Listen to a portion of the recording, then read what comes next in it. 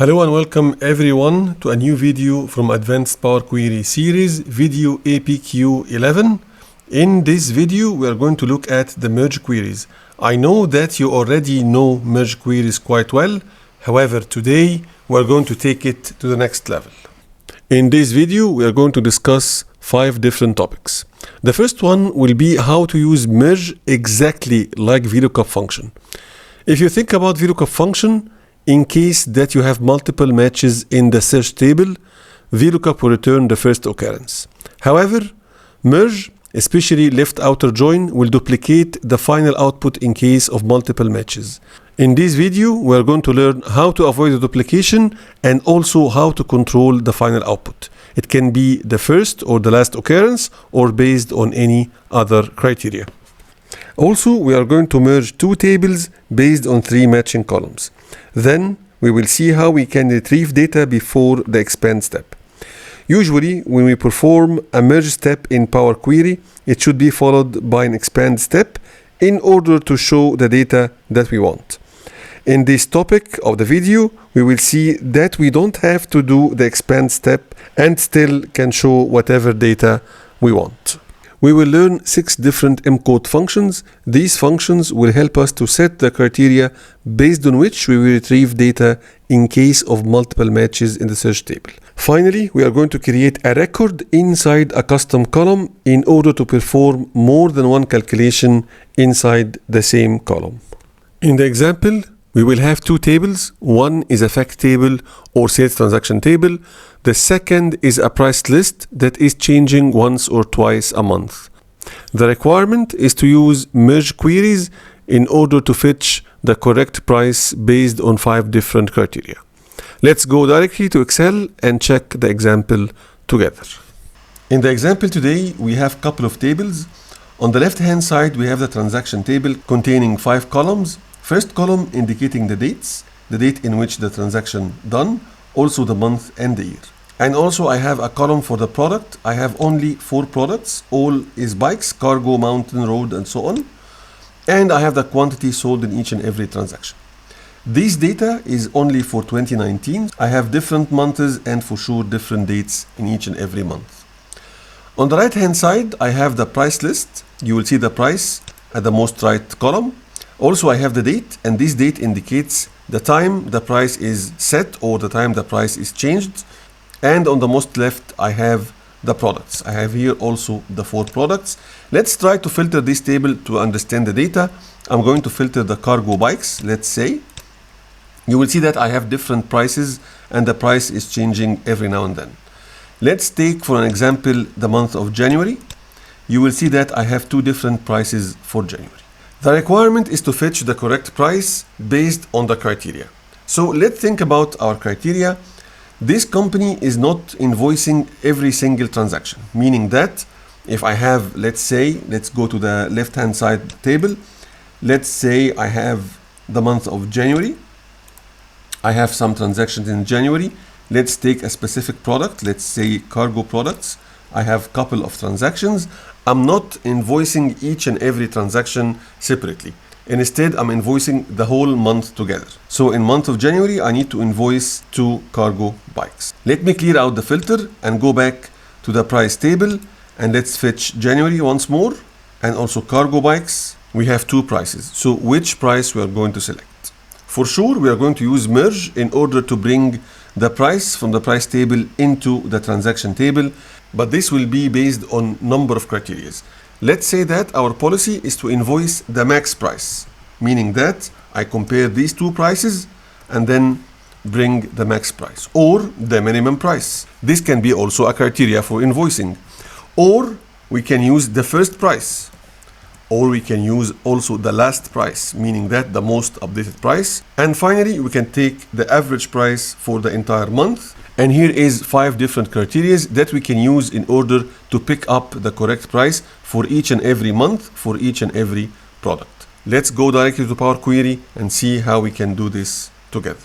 I already sent both tables to Power Query. The first one is the sales data. You can see the name of the query on the right hand side. Also, I have only 2 applied steps, the source and change type. I have no issue with both. Let me check the other table, the price list. I have also the name of the table or the name of the query price list, 2 applied steps, source and change type, and both are okay. Now we need to start by just doing the merge. At the beginning, I'm going to think about the columns that were going to be used as matching columns for the merge. From the sales data, I need to consider the product, no problem. I need to consider the year also, no problem. I have a year column, and I need to consider the month, and I have a month column. From the price list, I have the product column, but I don't have neither year nor month. So I can just use the date column in order to create the month and the year. So I'm going to select the date column, and from add column, date, year, and here you go, you have the year. I'm going to select date once more, date, month, name of month, and here you go, you have the name of the month. The only issue now is the name of the month is complete name, December. If you look at the sales data, you have the short name, only 3 letters. So I can just do some changes here. I'm going to select the month name, and from transform, I'm going to select extract, and then first characters and 3, and click on OK, and here you go, you have the short name for each and every month. And now we are ready to do the merge step. I'm going to select the sales data query, and from home, merge queries, and here you go, on the top I have the sales data query, and I can select the price list from the drop down on the bottom half. Now I need to decide the matching column. I need to select them in order, meaning that I need the product, then I'm going to press and hold Control, and then the month, and finally the year.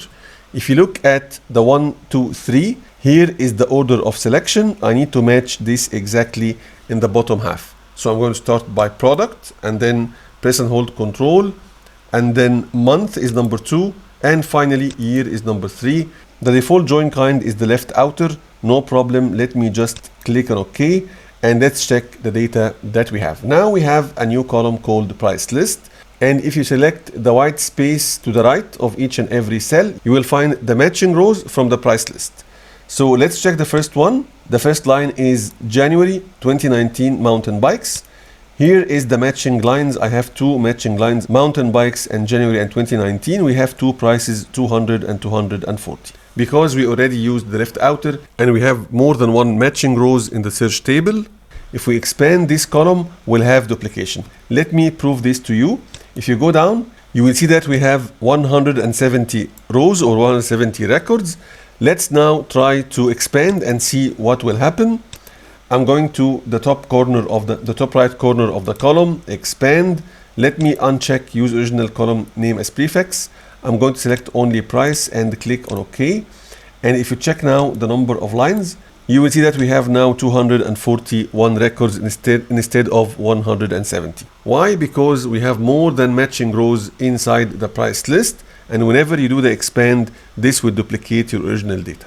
So this is not the best solution. Let me get rid of the expand, and let's see how we can fetch the correct data without doing any expand for this column. If you check the column price list that resulted from the merge operation, you will see that we have tables. If we check any table as the first one, you will see that we have more than matching row, and for sure we have more than 1 price. Suppose that at the beginning we need just to fetch the maximum price. So I have here 2 prices, 200 and 240. I need to fetch the highest one, which will be basically the 240. In order to do so, I'm not going to do any expand. Instead, I'm going to add a custom column. So I'm going to add column and then custom column, and this will trigger the custom column window. Let me not change the name of the column for the moment, and let's go directly to the formula area. I have here the price list, so I can just double click in order to reference the same table, the same exact table. However, inside this table, I need only the column price. So I can just reference here the price. If I add couple of square brackets here and type the name price, I'm going to fetch the column price. Let's do this together. I'm going to add a square bracket and then price, close the square bracket and click on OK. And here you go, you have a list for each and every cell instead of a table. And if you check the list, you will find that I have only the prices, as you can find here. Now I have list containing numbers. I need the maximum number. So now it's so easy. I can just use List.Max. Let me just edit the add custom step. And I'm going to start by just adding the List.Max. So let me type List.Max, open a bracket, and then close the bracket at the end. Click on OK. And here you go. You have the maximum price for each and every line. If you check any one of these, let's take this table for instance. I have two prices, 500 and 515. You will see that I managed to fetch the 515, which is the highest price. And if you check each and every cell, you will find the same result. The maximum price is not the only criteria. We need also to look at the min price. In order to do so, I can add another column. So you would expect that I can go to the add column once more and then custom column. And from custom column, now let me give a name for the customer column. Let me call it min price. And then inside the formula area, I can use the List.Min. I can reference the column containing the tables, which is basically the price list. And I can reference the column price. So this formula will calculate the minimum price for each and every table inside the column price list. And then click on OK. And here you go. I have the minimum price. So this is a good solution. And it is working perfectly, no problem at all. But remember that we need to decide the price in 5 different criteria. So in this case, I would add another 3 columns. However, there is a very different approach that can help me to add all my calculation inside one custom column.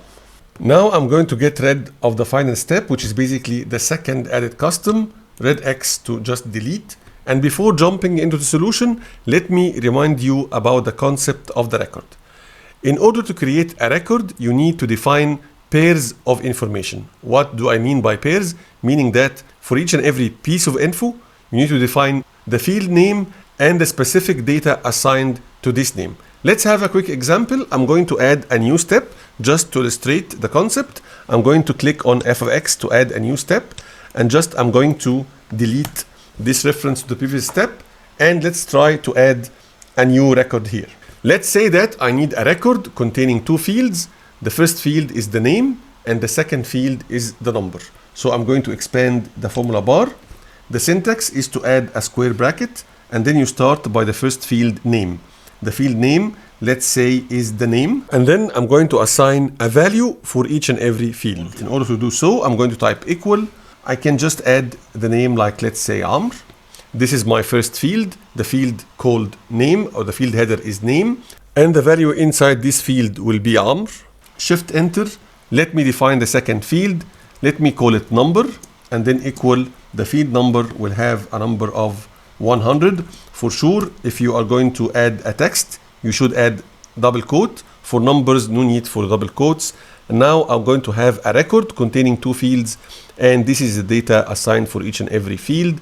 Once I click on the check mark, you will have a record of 2 fields, name, which is Amr, and the number, which is 100. Suppose that I need to add another piece of info. Let's say that I need to add the salary. So I'm going to type here salary and then equal, and I'm going to put something like 1500 and check mark, and here you go. You have now one record containing 3 fields, the name, the number, and the salary.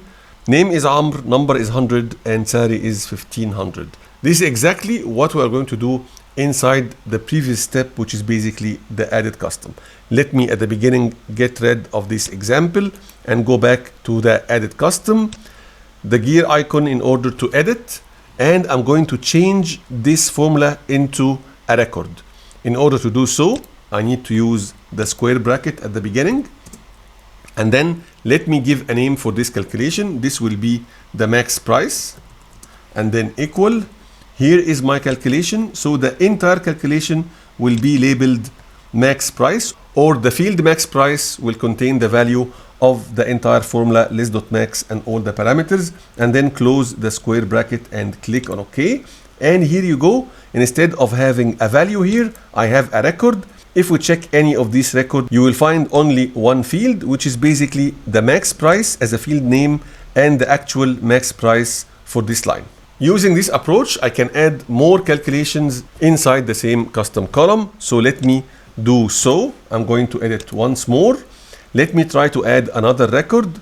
So I'm going to just do a quick formatting, shift enter here. comma after the first record and shift enter once more. Now let me add the min price equals, let me cheat and copy the above formula, Control C and Control V. Only I need to change the max to be min. I can also add the average price, comma, shift enter, average price equals Control V once more. Instead of List.Max, let me put List.Average. Click on OK, and let's check what's happened now. If you look at any of these records, you will find that I have 3 fields: max price, min price, and average price, and I have all the different values listed as you can see here. In order to complete the job, I need also to add a couple of other calculations. Not only the max, min, and average, I need also to add the first price and the last price. However, there's a challenge here. If you check the original table inside the price list, you will find that this table is not sorted. I have the first line containing the price added in 15th of January. However, the second row including the price added at the beginning of January. So this table is not properly sorted, and I think if I need to fetch the first price, I need to fetch 1st of January, not 15th of January. Accordingly, I need something to help me to sort this table. Let's try together. I'm going to edit once more. I'm going to press the gear icon, and let me add another record here, comma, and enter. Let me call this first price, then equal. Again, I'm going to reference the same field or the same column, price list. However, I need to sort this list. In order to sort any table, I'm going to use the function Table.Sort and then open a bracket and see what exactly required for this function. The first requirement is a table, and here is my table. I already provided the table, which is basically the price list, and then comma. The second requirement will be the comparison criteria. This comparison criteria need to have 2 pieces of info. The first piece will be which column exactly we need to use for sorting, and then what is the order of the sorting, ascending or descending. In order to give these 2 pieces of info, I'm going to put it inside a list. So I'm going to add a curly bracket. Inside the curly bracket, I'm going to start by the name of the field. In this case, the name of the field will be the date. I need the sort to be on the date field, and then comma. The ascending or descending is provided using a function, and this function called order.ascending. So I'm going to select order.ascending and then close the curly bracket and then close the bracket for Table.Sort. From this sorted table, again, I need to reference the price. So the square bracket and price, close the square bracket, click on OK and see what will happen. Now still I have the record. If you check the record, you will see that I have the max price, the min price, the average price, and the first price is coming in a list. So now we managed to get a list of the prices, but this list is sorted according to the date. The very final step is to edit once more. And now, before the Table.Sort, I can just extract the first item of this list using the List.First function. Open a bracket and control the bracket at the end. Click on OK and let's check. Now I have the first price 240. I can do also the same for the last price. Once more edit. Let me copy this field, Control C and then comma, Shift Enter, Control V. First will be changed to last, so I'm going to call this the last price.